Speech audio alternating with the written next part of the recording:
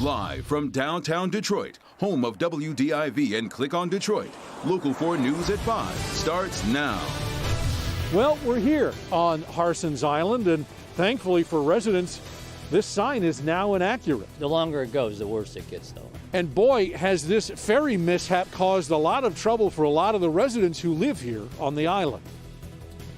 From our coldest start of the week to near normal. Not bad progress for one day, but can we keep it going? Kim?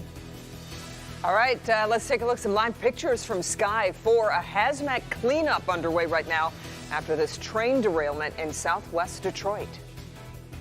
All coming up. We're going to begin, though, with breaking news out of Oakland County, which is where an animal shelter employee is recovering after being attacked by a pit bull. The employee was working with the animal inside the shelter when it attacked.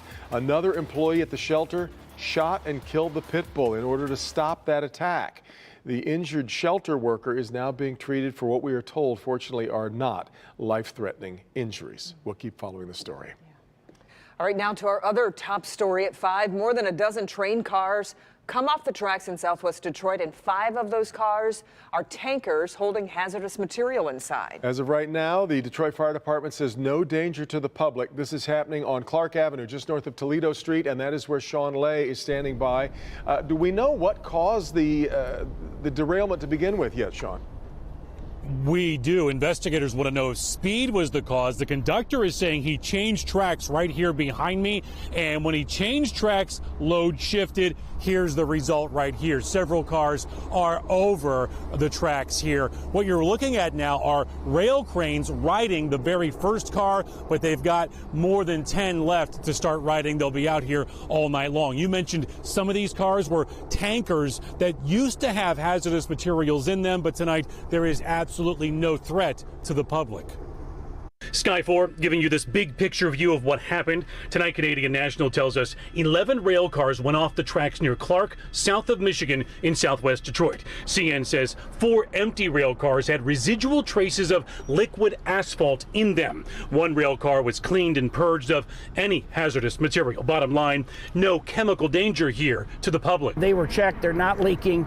The chances of them leaking are extremely slim. Big questions tonight about how and why the train went off the tracks. The train had 151 cars and was mainly carrying new cars from Canada on its way to Toledo when those 11 cars jumped the tracks. The first thing Detroit fire officials did when they rushed to the scene was ask the train's conductor what went wrong. He said once they went from track 1 to track 2, I guess the load shifted, and the 11 cars, it was total 11 cars that came off the track. Back here live, work continues over there. One street over is Scotton. You can see in our Sky 4 video, one of the cars is dangling over a trestle there, knocked over a power line, which knocked out power here to the Department of Human Services building that's on Clark. Signs had to go up that the power was out earlier today. Dozens of clients were turned away, but DTE now putting those lines back up. Back to you. Now, updates coming here and online as they occur. All right, Sean. Kim. All right, a good news, bad news scenario tonight when it comes to the Harsens Island Ferry. First, we'll give you the good news. The ferry is making continual runs back and forth to the island. The bad news now, only pedestrians are allowed on, leaving vehicles stranded on the island for yet another night. Rod Maloney made the trip to Harsens today as crews rush to get the ferry dock fixed. Well, out here on the North Channel, we're on the first pedestrian ferry of the day. Behind us, you can see the ferry that had the problem with the dock yesterday. Let's go up to drone 4 now and look at the expanse of just under a mile across the river here to where Harsens Island is to take a look at the difficulty and the problem that this has caused everybody between the mainland and the island. The noontime ferry brought Harsens Island residents looking to escape to the mainland. Midgie Fannin brought her shivering pooch Ingy with her. I'm 75. I don't need this kind of stress. I love my home. I've worked hard to maintain it with the high water. He's had all year to fix these docks, and he hasn't. She's speaking of the Harsens Island ferry service that's working to fix the damaged dock, but large vehicles haven't been allowed to cross onto the island for the last 2 months. Steve Langford of ABC Home and Commercial Services spent the morning trying to avoid an effluviant episode. storing his septic truck. Well, I had to go put the truck in heated storage so that it didn't freeze up and cause any bigger issues later on down the road. Holy cow. Yeah. So yeah, that was a scramble, huh? Yes. Okay, and so now what for you? Maybe take a layoff. On the island, residents like 82-year-old Leonard Biskoski, who'd spent the night at MGM Casino, made his way back. Oh, I'll feel a lot better, I can tell you, after I've drank my first 5 beers. Still, this is serious business for Dustin Mazzell, a downriver tile mason. Well, we're working around a house doing tiling a shower, so. But if you finish with that today, I mean, you're done, right? We're going to have to walk across and get a ride from here and leave the truck. The truck can't go. Well, there's optimistic news tonight. The belief is that they can get this dock fixed, as badly damaged as it is, by tomorrow. But we'll have to wait and see. Reporting live in Harsens Island, Rod Maloney, Local 4. Looks like a lot of work still needs to be done, Rod, but we will see, as you said. Thanks. All right, well, the clouds have managed to hang around for most of the day, really, but luckily it's getting a little bit warmer. Lovely sky there behind Rod. It was good, too. If anybody over there, at least for the moment, can enjoy it, given all they've been through. Ben, what's on tap tonight? But I'll tell you, that trip across the river in the temperatures that we've got cannot be fun. 34, it is above freezing. This is a big change from yesterday. We're 10 degrees warmer, and considering that some of us were in single digits this morning, this is definitely an improvement. But as we look at the next 7, it's really the next 2 that are going to be the best days we've got temperature-wise. Both of those are going to be in the 40s, and both of those are above average. We do start cooling down into next week, but now that we are less than 2 weeks away from Christmas, I know a lot of folks are concerned about how much snow we've got in the back end of this month as we go towards the 25th. So we'll look at those chances way far out and see what our chances of a white Christmas are looking like right now, coming up in a few minutes. Guys? Right, Ben. Getting new insight now into a potential motive in the fatal shooting of 2 men inside a home on Detroit's west side. It happened on Manor Street, right near the intersection of Myers and Plymouth. Coco McAvoy is working this story for us tonight. Coco. Yes, police are calling this a domestic situation that resulted in a double murder. Now, it happened a few houses down here on Manor, and we spoke to family members off camera today, and it's been a very difficult day for them.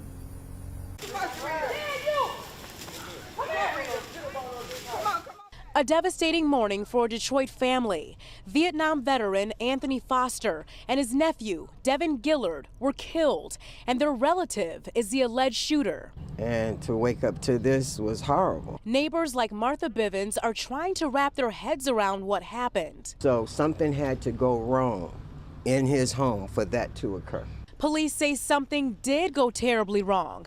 The 43-year-old man shot his 2 relatives inside of a home on Manor and then allegedly said he, quote, had to do it. I cannot contemplate what occurred and why did it occur. When police got to the scene this morning, the suspect wouldn't let them in. Police kicked in the side door and he surrendered. It sounds like this was behind a domestic situation. Now the suspect is in custody, and they're trying to figure out why he allegedly killed his family members. And police are not releasing the name of that relative at this time until he's been formally charged with the crime. We'll, of course, keep track of this story. Reporting live this evening, I'm Coco McAvoy, Local 4.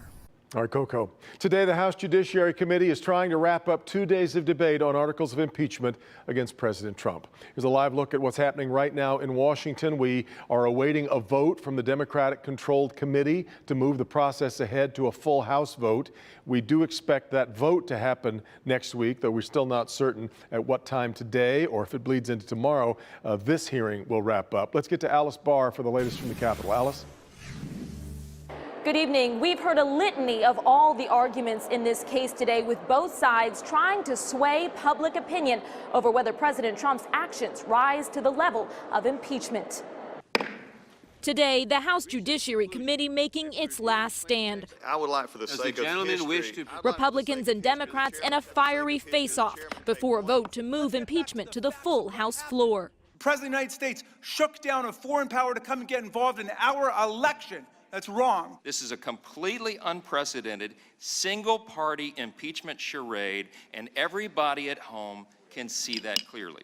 The committee capping a 2-day marathon debate over the articles of impeachment, charging President Trump with abusing his power by pressuring Ukraine to investigate his political rivals while withholding military aid, and obstructing Congress by defying subpoenas and blocking witnesses, Republicans calling the case weak. We're even hearing today, like we just did, oh yes, there were crimes. Well, then why aren't they in this impeachment document? Because they don't exist. As wildly as they're trying to convince you that there was no wrongdoing, I want the American public to understand what is going on here.